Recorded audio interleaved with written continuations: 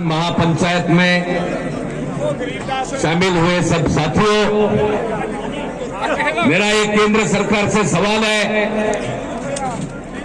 हमारे 740 से ज्यादा किसानों ने कुर्बानी दी, 13 महीने हमने लड़ाई की।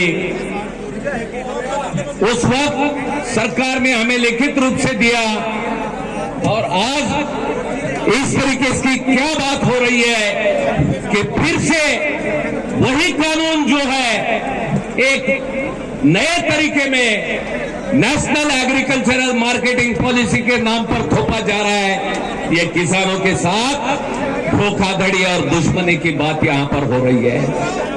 ये सरकार किसानों पे जुल्म नहीं कर रहा है, बल्कि किसानों के साथ एक आर्थिक जंग कर रहा है। उस जंग में हमारे देश के लाखों किसान खुदकुशी करके शहीद हो चुके हैं। ये बात मैं आपको बताना चाहता हूं। जब हमारे किसानों को थोड़ा सा कोई भाव मिलता है, प्याज की एक्सपोर्ट से भाव मिलता है, सरकार प्याज एक्सपोर्ट करना बंद करती है।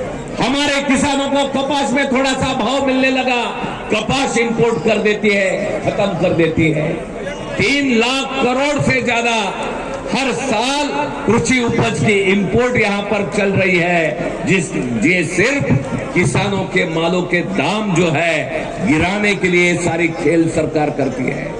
और इसलिए हमें समझ लेना चाहिए, ये सरकार बॉर्डर पे हमारे किसानों के ऊपर ड्रोन के जरिए टीयर गैस को फेंका जाता है। इसका मतलब क्या है? हमारे देश के आईपीएस ऑफिसर इजराइल को भेजे जाते हैं।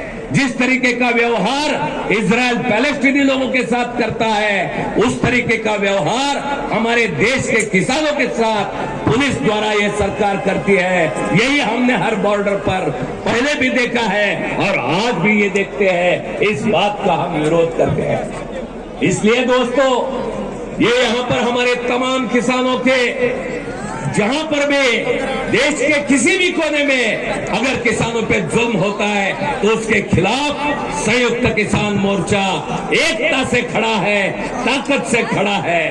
और जो हमारे मांगे की है, जो प्रोग्राम हमारे कमेटी ने दिया है, उसी तरीके से देश के पूरे किसानों की हम एकता चाहते हैं।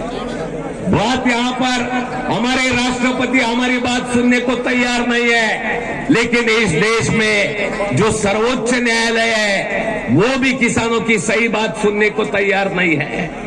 वो अपनी पिटीशन दाखिल करके लेता है, रोड खाली कराने के लिए पिटीशन दाखिल करके लेता है, लेकिन किसानों को बात करने के लिए सरकार पर कोई दबाव नहीं करता। जो कॉन्स्टिट्यूशनल अपना रोल जो है वो सरकार यहां पर नहीं कर रही है। हमारी एकता के द्वारा फिर एक बार यह सरकार के खिलाफ एक प्रखर आंदोलन से हम जरूर जीतेंगे। यही विश्वास के साथ मेरे 2 शब्द खत्म करता हूं। धन्यवाद।